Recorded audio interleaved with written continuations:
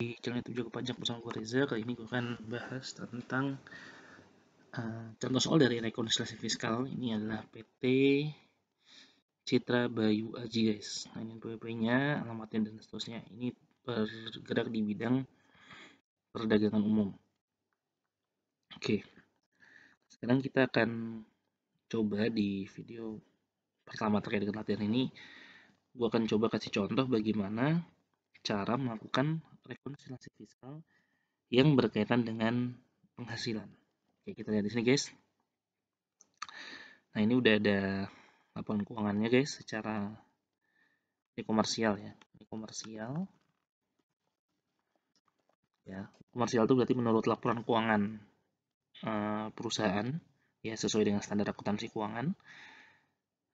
Kemudian kita akan melakukan koreksi fiskal atau rekonsiliasi fiskal untuk menyesuaikan angka-angka di dalam laporan keuangan tersebut dengan angka sesuai dengan peraturan perpajakan. Oke, kita lihat di sini, guys. Contoh ya, kita lihat di sini ada penjualan bruto sebesar 23 miliar 72 juta. Nah, sini kan kita lihat di sini ada keterangan ya, guys. Nah, ini ya, pada akhir tahun 2019 dibentuk penyisihan potongan penjualan. Nah, ini berarti 2307 ini nggak ada masalah ya, guys. Nah, di sini tapi yang ada masalah adalah pada akhir tahun 2019 dibentuk penyisihan potongan penjualan sebesar 25 juta. Nah, ini mungkin nanti akan gue jelasin sih sebenarnya di video selanjutnya tentang biaya, tentang beban, bahwa pengurang penghasilan itu baik beban maupun seperti ini ya, potongan penjualan atau retur penjualan itu hanya bisa dibebankan yang menggunakan prinsip realisasi, artinya hanya yang sudah benar-benar ya terjadi. Kalau retur ya sudah benar-benar retur, kalau diskon sudah benar-benar ada diskon yang bisa dikurangkan dari penjualan ya, dari penghasilan tuh yang bisa dikeluarkan hanya yang sudah benar-benar terjadi. Nah, sehingga ketika dia bentuknya masih dalam bentuk penyisihan, maka tidak bisa dibebankan seperti itu. Nah, di sini berarti dibentuk penyisihan potongan penjualan sebesar 25 juta dan penyisihan retur penjualan sebesar 15 juta. Jumlah tersebut sudah termasuk dalam potongan penjualan 252.500 dan retur penjualan 112.600. Nah, berarti di sini, guys, gimana? Berarti potongan penjualannya kita harus koreksi apa? Koreksi positif ya, guys. Berapa? 25 juta.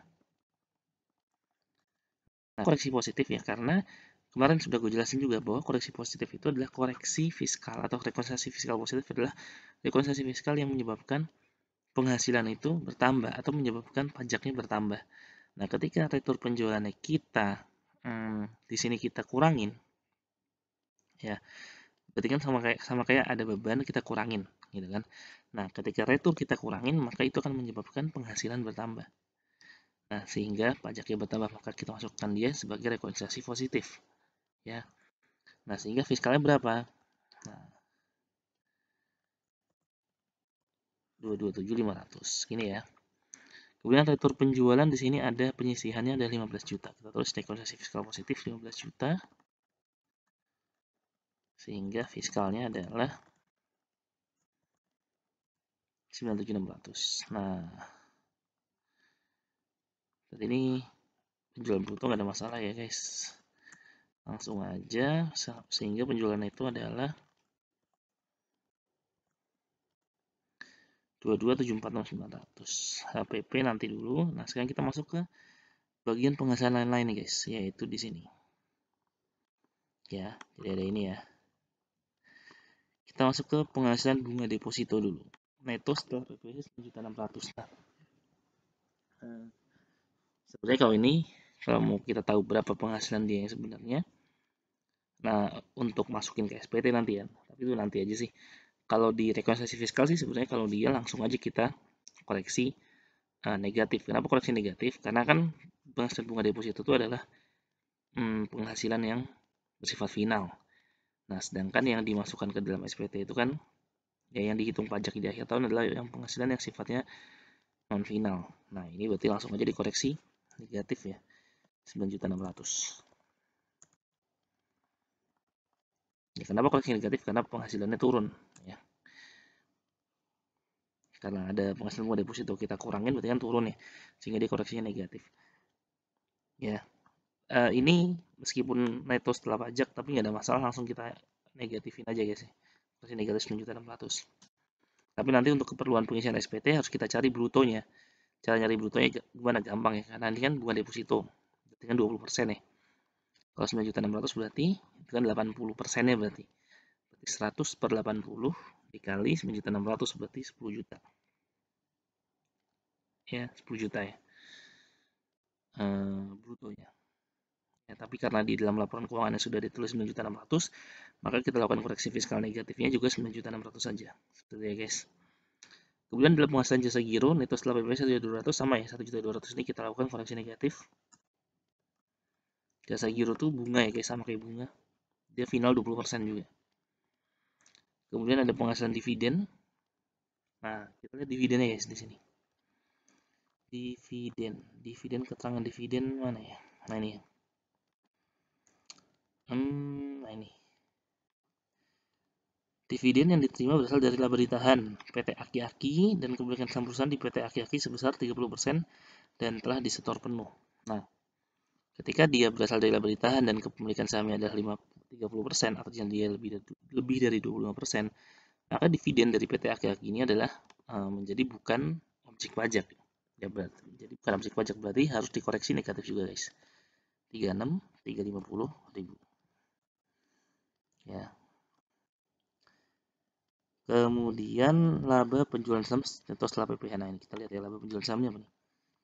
Pada tanggal 1 April 2019 dibeli 20.000 saham, bukan saham dari PT SBM di BI dengan harga pasar saham adalah 5.000 dan pada tanggal 1 Juli 2019 semua saham tersebut dijual kembali dengan harga 6.000. Berarti dari ini guys, untungnya ini.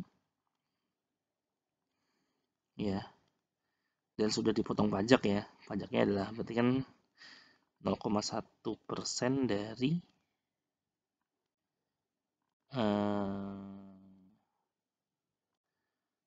ini dari 6.000 dikali 20.000 lembar gitu kan.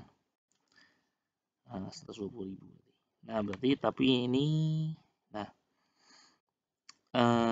untungnya 1.020 juta. Nah, tapi di sini laba penjualan saham berarti kan karena ini sahamnya adalah saham yang di Bursa Efek Indonesia, berarti dia bersifat final. Ya, sama berarti ketika final ya harus kita koreksi negatif juga. Dan koreksi negatif seluruhnya aja langsung aja seperti ini, guys. Kemudian ada penghasilan sewa bangunan neto setelah PPh. Sewa bangunan. Nah, sama sewa bangunan juga final, guys.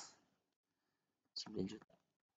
Cara nyari brutonya gimana? Gampang ya. Jadi 10, ini kan 10% ya, berarti 100 per 90 dikali 9 juta, yaitu 10 juta berarti.